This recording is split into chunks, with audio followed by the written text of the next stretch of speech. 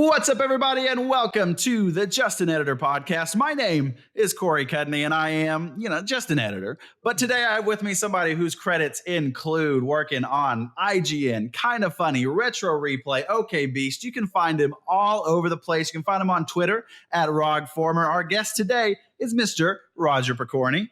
Thank you so much for having me on, Corey. I really appreciate it. Yeah, definitely. Thank you so much for being on here, man. For any of those people who don't know you, what do you do? What do you tell people? Oh boy. So I'm a video editor. That's my main, I guess the main thing I do. I edit videos for a bunch of different companies, cool people around the internet making dope videos for dope people. And I just, I make videos. I am also a graphic designer. I'm going to school for that this coming fall. Yeah, a few weeks. Jesus Christ. Oh, sweet. I didn't know that. Yeah. So I'm going to school for that, and I do motion graphics as well. So those are kind of the three main pillars of stuff that I do. Mostly video editor for sure. Yeah. Did you steal the making dope videos for dope people from somewhere, or is that yours? Because that's awesome. Oh, for sure. I stole it from someone. I probably stole it from Tim or something. He probably said that for sure. He says dope things. Yeah, of course I stole from him. But yeah, no, dope is the main. I just want to make dope things for dope people. I think that's the perfect description right there. That is awesome. So on the editing part specifically, what was kind of your first time where you saw something and you were like, I got to do this now because I love this. Yeah. So it's weird, right? I think it was kind of like editing was kind of a means to an end in a sort of really? way. Okay. So I started off making videos when I was a little kid, I'm a little kid, probably like 13, 14 ish, making, I don't know if that's little or anything like that, but I was making videos, just talking about video games, doing the whole generic, like putting a camera, just doing it, right? Just, I wanted to make videos about video games and be part of that. I wanted to be a video game journalist. So I was like, okay, I don't know how to write, so let me talk. I don't even know if I know how to do that well, but let me try it. So I would come home and I would just put my Galaxy phone into my tripod. I would just talk. And then, I have these things and I would have a lot of ums and a lot of, I don't know what I'm saying here. I screwed up something. I need to add a check mark. So I'd be like, okay, now I need to learn how to video edit. So then it became, okay, now I need to learn something and now I need to learn how to do this. Okay. And then it starts off with Windows Movie Maker. Okay. And then that's not working out. Nice. Okay, fine. Then we go to Wondershare. I don't know if you know what Wondershare is. That's the only other free. Then I was like, okay, let's bump it up to Sony Vegas. And I learned Sony Vegas. Nice. Yeah. And then it finally went up to Premiere and everything. And then I fell in love with the idea of editing. And that kind of became the main thing that I was doing just because I fell in love with it. Because I was like, I found myself, I did like talking. I still do like talking in front of cameras and doing podcasts and stuff. But I just found so much freedom in editing other people's stuff and editing my own stuff and just making it look and sound nice and really pretty and stuff. So it was really accidental, but I'm happy that that whole chain of events happened. For sure. Nice. So you said you were going to school coming up for graphic design. Did you go to school for like video production, or is that all homegrown taught? Somewhat. Yeah, I would say. So I went to, I started doing video editing and stuff like that in high school. So that was all pretty much homegrown, YouTube tutorials, all that stuff. After Effects tutorials really saved my life. It's 100% homegrown in terms of that. But I did go for a year to film school. It was a very small school, the size of a middle school, literally. Oh gosh. It was not a good time. It was very, very small. You knew everyone. If you didn't like anyone, you would see them every day and you have classes with them. It was not great. And the lunchroom was literally the old gymnasium, and you could tell. It's very bad. But I spent a year there and I did video production. It was since I learned most of the stuff on my own, it was just, I didn't really learn much. I did learn, some lighting stuff, which was neat. But in terms of like editing and stuff, I didn't really grow from there. And I ended up, after that, taking a year of community college, just kind of trying to figure out my bearings. And now I've kind of realized like, hey, I need to expand. I think that, I don't necessarily, I'm not perfect at video editing. There's still a lot of things I need to learn, but in terms of to become a better video editor or just creator in general, I think I need to branch out and look towards design in general, just as a whole. So I'm going into graphic design to kind of just flesh out and just make myself, more of a jack of all trades as much as possible. Yeah, that's exactly what we were talking about with Pixel Brave yesterday, where he was talking about diversifying what you can do and stuff like that. 100%. So that's 100% exactly. Everyone has to be Donald Glover now. Yeah, everybody has to. You got to be a community man. You got to be putting out dope music. Like, man, what exactly. a guy that Donald Glover is. Oh my gosh, yeah, no, 100%. You look around in this community, everyone's Donald Glover in this community. You see Blessing making music, you see Pixel Brave doing everything. Like, it's just it's really incredible. But I think it is true. I think it's like Donald Glover and people like him really inspired a whole generation of people that are like, oh, I can do all of this, and maybe not perfectly, but I can try, and I can, I can live out all my dreams that I've always wanted to do. So it's really neat. I think it's actually it's really beautiful, honestly. Nice. So what came first? You said you went to school for like a year or so. Yeah. What came first within? I checked out your YouTube channel. You have some amazing video essays on there that I love them. So what happened first? Like as far as chicken and the egg goes for like video essays, IGN, kind of funny. Like how did that all go into? So it started off with me being young and just wanting to get into video game journalism and stuff like that. So I was just really invested in that world, and I would make videos and just talk in front of a camera. And this was before Kind of Funny became Kind of Funny. Yeah. And I started a podcast around when I was 13, 14 or something like that. So nice. Yeah, I started. Yeah, it lasted for a while. We stopped doing it about a year ago just because him and I got really busy. But it was a person that I met through the IGN community then, the proto Kind of Funny community, basically. He was about 13 years old and I was like 15, but it was like he lives in Arizona and we ended up meeting years later, but we were on like episode 4 of this podcast. So really rough, really early stuff. You can find it deep into my unlisted videos. I have a playlist down there. And there's a video that I did where I talk about where we talk about Kind of Funny as a whole leaving IGN and everything, right? So, and because of that video, randomly I tweeted it out, shot it into the dark of my 30 Twitter followers or whatever, and Greg Miller saw it when I was 14 years old and 15, and he followed me and he DM'd me. Wow. And yeah, I know. He DM'd me and he was like, "You are amazing. You are so good at talking. This is awesome." And then he talked about it on a bunch of different podcasts. And he wouldn't stop talking about me. Like, it was just so it was random. It was just like really like it blew my mind and I didn't expect it at all. Oh my gosh, you're spreading the gospel. Yeah, 100%. I was just like, whoa, I didn't expect that at all. And it was at the point where I would talk about Greg Miller to my family all the time.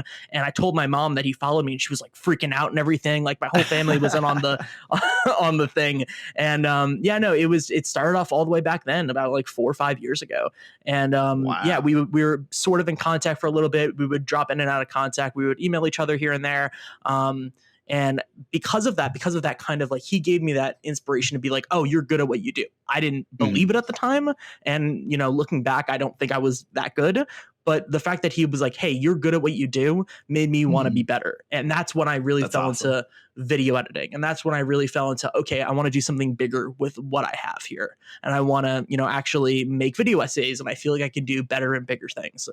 And that's when I slowly started doing, I did start off with like a Batman Arkham Origin video, which one of the cameras is out of focus. And like, but it's a start, right? And I'm really proud of that video. And it's fun. It's a good time. And I like it. And, it slowly got better and better and better.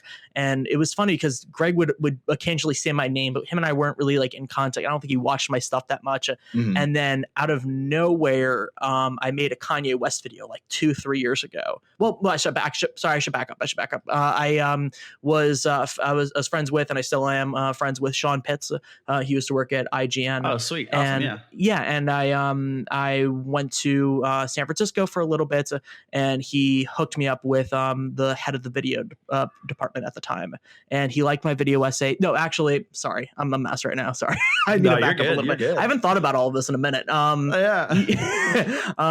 Sorry. So he was talking. I was talking to Darren Brazil, who was the head of IGN Video at the time, and he was like, "Oh, I like your video essays or whatever," and he was like, "You should make a video essay about how Linkin Park is this generation's U2." And I don't listen to anything other than hip hop. But I looked him in the eyes and I was just like, I'm going to do that. So I did it. I did it in like a week and I worked really hard on it. And I don't remember. I like went so in depth on all of these bands that I did not know beforehand. And I, tried to prove his hypothesis, and I made a video about it. And I sent it over to him. And then within like a month or two, he was like, let's try it out. Let's try out the video essays for IGN. And Oh, got you. yeah, which was really neat, and it was really cool that he gave me that that little confidence booster, and he actually gave me that chance. Like, that was really sweet of him. And Yeah. we did 3 videos, 2 of which went up. Last one didn't go up because he ended up leaving the company. So Oh, okay. it was kind of like a transitional period. But Mhm. yeah, no, it was, I made a PUBG video, and I made a Rick and Morty video. It's funny. It's weird saying Rick and Morty out loud. It's just such a meme now. It really is. It really is, even though it's a great show, but it's such a meme now. But yeah, no, I uploaded, I made those 2 videos for them, and that was really sweet of them. And then about a year or 2 passed, and same thing. Since he left the company, I stopped working with them, and then Greg and I would talk occasionally, but it wasn't like, I don't think he was watching my videos. And then I Mhm. put up a Kanye West video on my Got you. channel, and then Okay. that's what got Tim interested in my videos. Tim out of nowhere was just like, dude, I didn't know you made these videos. These are amazing. And him and I started talking, and became pretty close friends and everything. And then he started, giving me chances and stuff, and allowed me to help out when they needed it, which was, again, very sweet of him. So a Oh, lot of yeah. lucky breaks throughout the career so far, for sure. Oh my gosh. Well, how did just out of curiosity, I was thinking about this. Do you know how the video essays performed on IGN's platform? Yeah, so it was weird, right? It was, now I don't know. I'm gonna be completely honest. I don't know necessarily why the videos only went up on Twitter. And one went up on Oh, Twitter, okay. one went up on Facebook. Mhm. So it was something that I didn't really understand why they were doing that. I don't know if they were trying to do like a social thing. I never really got the answers to that. But they performed decently. They performed around what you would see a Twitter video or Facebook video posted, but there weren't anything crazy. So maybe that added into it. I just think, honestly, I think those were not the right platforms for it. Got you. I think for a video essay, people aren't looking through Twitter and trying to watch an entire video essay. Tried to see a whole thing. Yeah. Yeah, 100%. To see an 8-minute video on Rick and Morty, I don't think anyone's trying to do that. But I think that they were trying different things, and they wanted to test it out. But it was interesting. But yeah, it didn't. It did pretty okay for sure. Yeah, that's something I didn't even think about really until you're telling the story, because it's like, I love video essays and I love IGN, and like putting those 2 things together, you'd think it would be like a hit of them, like, we talk about pop 100%. culture. Yeah. Yeah, So, no, I thought it was really interesting. The original idea, and I think this all kind of went to the wayside because things started changing. Once Darren left, he went to fandom at the time, and okay. I think the whole idea was to make like an IGN video essay series. They were going to do like IGN Stories. Okay. It was going to be the name of it, and I helped create the logo for that and everything, which was neat. I made the logo, and he was like, "Yeah, it looks good." I'm like, "All right, I've never made a logo before, but sure, I guess it's cool." So yeah, it was going to be IGN Stories, and I was really interested in the idea because I thought it'd be neat to bring in like maybe a blessing, maybe like a maybe people throughout the community, or just in general people throughout IGN, and have an editor or other people create like these visuals for their editorials. Yeah. I always thought that would have been such an interesting idea. I'm sad it didn't come through, but I think that it's something that could totally happen in the future. But yeah, no, it was really exciting. Yeah. Nice. Cool. So you and Tim in contact, Yeah. you're making KF content. How did that Yeah. go from that to all of a sudden you are now like the de facto go-to like freelance editor for Kinda Funny, who also did the Kinda Funny game showcase at the man. E3 one, which is absolutely amazing and insane. I didn't expect that either, honestly. Yeah, no, it was it was something that it was really neat because, first things first, the first thing that I made for them, at least editing wise, was the Kinda Funny was when Greg went to Mizzou. When they had like a mini documentary, and it was with Microsoft. That's a huge, that's a big, like, that was like, oh my gosh, like, okay, my first thing that I'm working on for you is a Microsoft sponsorship. That's a documentary that's about Greg's college career. Like, that's such a crazy undertaking and really scary. Yeah. But it was exciting, and he gave me that, and once I think I did a good job. He said I did a good job. It's slowly like, okay, we need something edited. It was between me and I think Aaron Porter, who works at Rooster Teeth right now. And him and I, and it was like, okay, Aaron can't do this. Roger, you want to do this? Roger can't do this. Aaron, do you want to do that? But then, so then once he went to Rooster Teeth, they just, Tim would just call me up and be like, hey, buddy, you want a job? Do you want to work? Do you want this? Do you want to do this? And can you get it done next week? I'm like, oh, sure. Why not? It's very nice. Tim is an extremely nice person. Everyone at Kind of Funny is extremely nice. Barrett, Joey, all of them. I text them all the time. They're just really sweet human beings, and they gave me a chance when and they believed in me when like I didn't feel like I believed in myself. If we're being real, like totally. I really appreciate that opportunity, and like they continuously care for me and like want me to do well, and always looking out for not only opportunities within Kind of Funny but outside. Like that's the reason why, like, not to ruin the podcast, but like, Retro Replay and like that they look out for me, and like I really appreciate that. They're some of my best friends, so I'm just very grateful for the whole opportunity. And I know I sound very sappy right now, but I am a very sappy person. It's just no blame here, man. I'm right there with you. Yeah, 100%. They've done such a great job of cultivating, like you said earlier, a community of Donald Glovers where it's amazing, and they are so supportive of everything. Yeah. And it's like you're saying, it's amazing. Yeah. 100%. So take me through making the Kind of Funny Games Showcase, because up until now, most of your content, to my recollection, that you've pumped out for Kind of Funny is like, longer form, but also shorter, longer form. And then you're all of a sudden up to this now, like, what was it, 47 minutes or whatever? Something like that, 47, 45, something like that, yeah. Oh, yeah. So take me through doing that, getting all this footage from games and stuff like that. How did it feel editing that and stuff like that, Yeah, it was a big undertaking. I worked previously on the first Kind of Funny Game Showcase. I did the intro of that, which was neat. It was a cool opportunity. But I saw how much that killed Tim. He hosted it, he wrote it, and he like edited it. And I was texting him throughout the entirety of me making the first intro, and he was just like dying. And somehow he was also playing Spider-Man during that. I think I don't know how he was doing that. Yeah, he's crazy. But yeah, no, he was like, it's one of the things that this is my favorite thing about Tim, is that he's just like, this may happen and don't worry about it. It might not happen. Don't get your hopes up. And then the day before, it totally happens. Like he's like, don't worry about it. I don't think you're gonna have to do it. Nah, I think we're fine.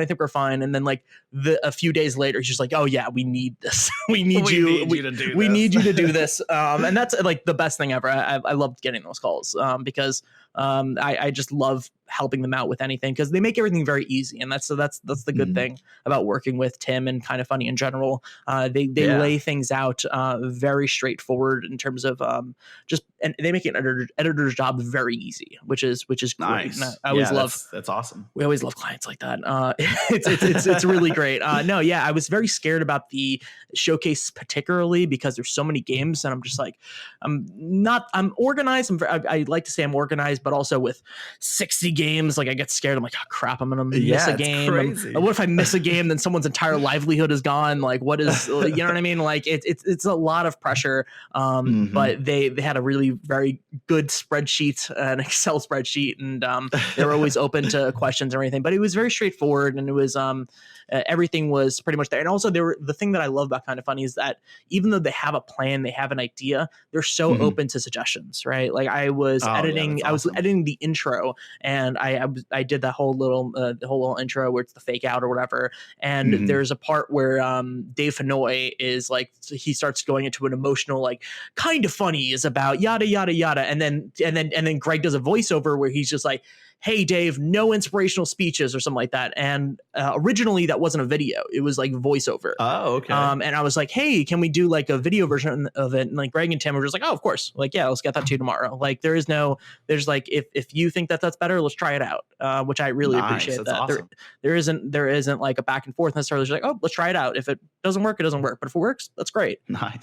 Which I really appreciate that. A lot of freedom when it comes to these edits, even though this is a massive, almost like there's tons of other people's work in it. There is freedom to play around and make it something really cool and yourself. It's not just a clear cut, like, okay, this is a Kind of Funny edit. You could put a little bit of your charm into it, which I always appreciate for sure. So if I'm recalling correctly, and correct me if I'm wrong, the most recent game showcase that you did had a section that was cut because of copyright. Am I correct? Yeah, that was How fun. was that? That was the night before. That was great. I think I had school the night after that, so that was great. No, it was. I think he texted me.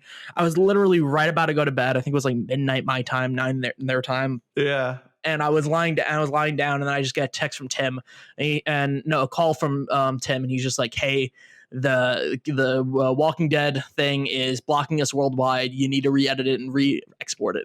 The re-edit is fine because it's just a black screen. The export kills me because it's like 2 hours. So I was like, "Oh crap, okay." But it was interesting. It was a fun time. It was good. I was able to put my Twitter name and my face out there, which I got a few followers, which was nice. Always good for the self-promotion train. That's right. Yeah, 100%. But no, it was fun. Yeah, that night. I think they were all like up. Like I don't think any of them slept, but I think Greg was like at was manning point on it, and he was just like, don't worry about Tim. Tim doesn't exist. I want you to call me when you're done with this, and I did. And I was just like, all right. And I've never called Greg really before, and I called him, and it was just like very surreal to hear his voice, and he was just like, "Hey, what's up?" I'm like, "Yeah, it's done." He's like, "All right, cool." He just sounded very tired, and I was like, "No." But no, I'm happy that I get help. It was not. I'm glad I didn't go to sleep because I sleep with my phone silent, so. That would have been a disaster. It would have been. Yeah, that would have been so bad. But yeah, no, it was easy. How do you deliver those projects? Is it through Google Drive or? Yeah, Google Drive. Google Drive is finicky, as you probably know. It's what was it last time? Yeah, last time we were trying to. Yeah, no, he didn't want to send a hard drive over for this time for the game showcase just because there was so much stuff and like he felt like we can just kind of get away with it. But man, like Tim uploaded it. I believe I only had like maybe 4 or 5 days to edit it or something like that. I forget the amount of time. It was not that much time, but it was also very doable. Yeah, but it was also very doable just because it's a lot of it was pre-edited just because the trailers and stuff, drag and drop. But yeah, no, he uploaded all of it. Let's say like Wednesday night, right? And I was supposed to get it Thursday and start editing it, so I can have 4 days. And he comes into the office the next day, and it all failed. Oh my gosh! Google Drive just shat the bed. So it was just like, yeah, no, because of Google Drive, we ended up pushing back a few times. But yeah, no, yeah, that's how we deliver it. Usually, sometimes we do have hard drives. That reminds me of which I do have a flash drive of Oreo oration videos that I still have not sent back. That's but awesome. yeah, I mean, I need to send that back, but I mean, hey, I don't think Nick's missing a flash drive, so I think they're fine. Last game showcase question before we move on. Arguably most important one. How does it feel cutting that buttery smooth voice of Dave Fennoy? Oh my gosh, it's so beautiful. I did it twice. I did it twice for the first one. For the first one, I cut his voice. It's just, and he's such a professional. This is a great question because now I can just talk about Dave Fennoy's voice. He is such a professional, and you can hear since I have it's so good having like all of his like takes on everything. All the takes. Oh my god, dude, he is so professional and awesome. He has so many different versions of it. And my favorite thing, this is a little goof and gaff on the first one in the first showcase. Tim accidentally, when he was giving Dave Fennoy his script, Dave Fennoy was going to count down from 10 to 1 to 0 or whatever, and then he by accident instead of 1. Tim wrote 3 by accident. so Dave Fennoy took that at face value and didn't ask any questions and was like 10, 9, 3, 2, 3, and he had like a million of those, and that was really good. No, there's just like so many of those versions, and just like different takes and everything. And every time I listen to it, it's one of those things that I kind of just have to take the first one, just because if I keep on listening to it, I'm like, oh no, that's better. Oh no, that's better. Then that's better. Because every time he just gets better and better at it. I'm just like, okay, I just need to choose. Any of these are good. Any of these are good. It'll be fine. But yeah, no, it's beautiful. It's great. So take me from you're going at the showcase and everything. Like you mentioned earlier, the Kind of Funny guys helped hook you up with the Retro Replay crew. Yeah, tell me about that, because I know Red Bear is who edits, or who's like the production company, correct? Yeah. So how does that happen? The workflow with you in them. Yeah, so this is an interesting project because it's ongoing, right? For a lot of Kind of Funny stuff, it was mostly like, okay, we're working together for a week and then peace out, see you in like a month or two. But this has been kind of going on for like 3 months now. We just finished up season 1, and every week or so we would come back and forth with edits and everything. So basically, what would happen? So they sent me a hard drive, a very nice hard drive, I should say. By the way, it's one of those like orange ones that's like flood protected or whatever, and it's like it's like very fancy. Ones. Yeah, it's very fancy. Yep. I felt very nervous using it every time. Or maybe I should feel probably less nervous using it, but still, it's very expensive and nice.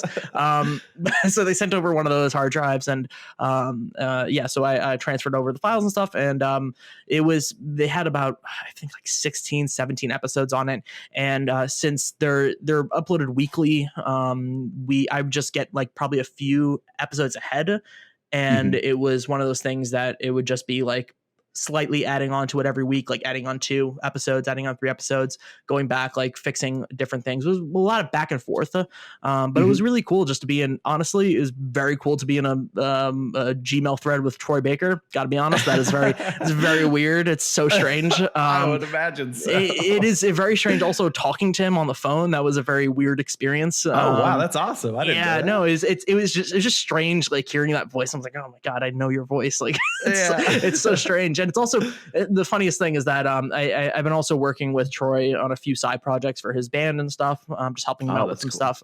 But that also means that you can't get away from work, because if you play video games, you just see Troy Baker references and Troy Baker's voice everywhere. So it's very funny. But no, the process was it was very ongoing. And I've been very lucky with all the clients and all the people I've been working with. Just super nice, and also giving me room to grow. Like, that's the best thing, is that there is a lot there. Drew, who heads up Retro Replays, the executive producer, and Troy, they loved my feedback and they cared about it, and we went back and forth with ideas, and it just felt like it was a very open and natural progression of going back and forth. And it's just been a really great experience. And it was very I should say it was very I don't know if you saw the last episode of Amy. With Amy. Jeez. Amy Henning. And that was, first of all, I've never felt, even though I was editing the game showcase and I knew about games that people didn't know about, I never felt like I was holding a secret more than that. Because that was the coolest thing I've ever seen in my life. It was just so rad just to see her talking about the game, and it was just a really honest and open production. And everyone is just really great there. And it was just ongoing, and everyone, including Drew and Troy, were just very sweet to me, and I appreciated it. It felt very natural coming from, Kind of Funny. Kind of Funny chooses a lot of great friends. To have, for sure. So what does an edit on something like that look like? Because I've noticed a lot of the Uncharted ones are kind of like longer set, to my knowledge, a little bit lesser on the cuts. But what is like a raw file that you get, look like as far as length? Like, how much are you cutting? Yeah, so not much cutting wise, just the beginning. Just there's the thing that is very cool about, it's Red Bear's I think the first professional like studio I've worked with.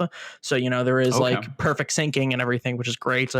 Makes life as an editor extraordinarily easy. Way better. And all the edits, the way that I was pitched on it was way harder than it actually was.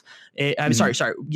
Yeah, it was way easier than I actually thought it was going to be. Basically every episode was broken up into episodes already. I would just have to take the green screen, match it up, color correct. The syncing is pretty much done for me.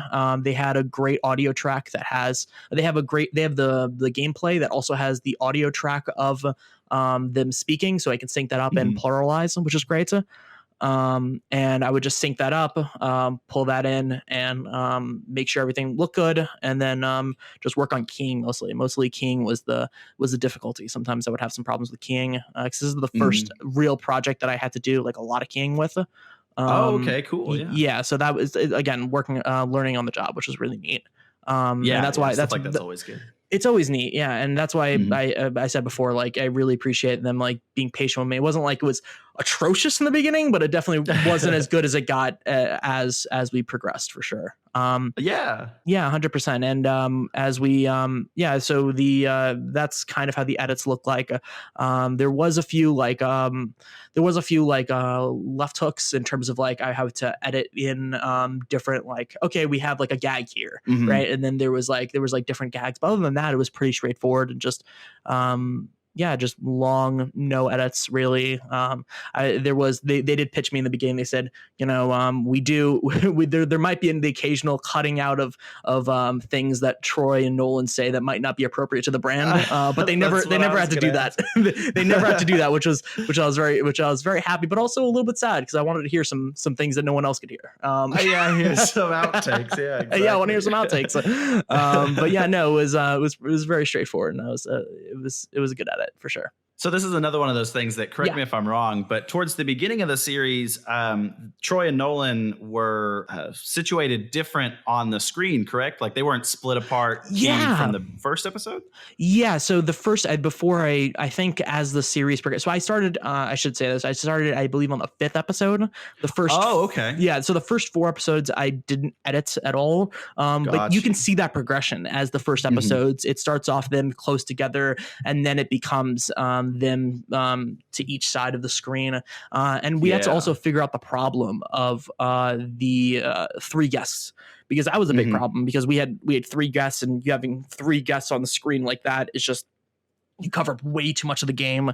It looks strange, and it's just not a great look. So we had to end up putting one of the guests next to Troy, and then Nolan to the side, and that just invites a whole host of problems with, let's say, Alana moves her hand too much, and then it goes onto Nolan's side. You know what I mean? Like there is some problems with that, but we were able to figure it out pretty easily. But yeah, no, it was definitely a process to figure out, okay, how are we going to situate these people to make it not only look aesthetically pleasing, but also not to block half of the game. Yeah, for sure. Yeah, that's exactly what I was about to ask, because I imagine with stuff like that, you really have to negotiate how much screen real estate you want to take up and stuff like that. So on the Raw, when they're on the green screen, they're just sitting next to each other, and you're just cutting them and. Yeah, wow, they're sitting next to each other, and there was I don't mean to pull. I don't know. I'm not going to get in trouble for this, but guys, I don't know if you know, if there's a whole thing in the videos where they glitch in guests. That's not real. They don't actually glitch in people. So the whole thing is that they have to. Troy and Nolan are sitting there, and they're frozen. They're freezing, and they're waiting for their team to put a chair down. So then Alan Tudyk or Alana or Amy come in, and then I can glitch them in at the perfect thing. I have to do a match frame or whatever. So that's always fun. I remember the first time they did that. I forget with who is the get with, maybe Rahul or something like that. But the first time they did it, they completely screwed it up, and it was hilarious. I think Troy or Nolan or something like that, they forgot that they had to stay still. And then Nolan was like, hey, you got to stay still. He's just like, oh. So then, but yeah, it's funny, but it got better as it went on, for sure. But yeah, no, little things like that. Yeah, so they're all sitting next to each other.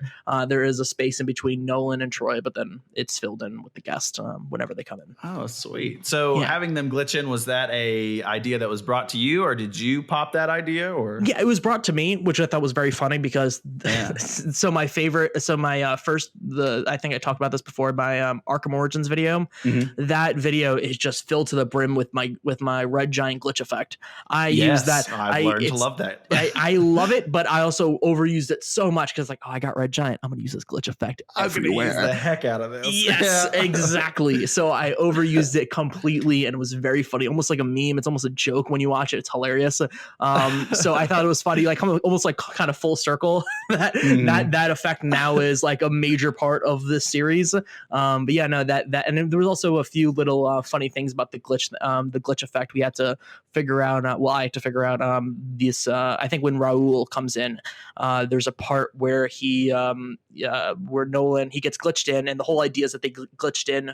The whole bit is like they get glitched in while they're doing something. So Alan Tudyk is like in the middle of like a Hamlet audition, and he gets glitched in, and like Rahul gets glitched in while he's in the middle of having a pint, and he gets glitched in. Rahul gets glitched in, and then he's like complaining about, oh, I don't have a pint of alcohol or whatever, and then they freeze, and then they give him a pint of alcohol, and then I glitches, and then he's like, oh, okay.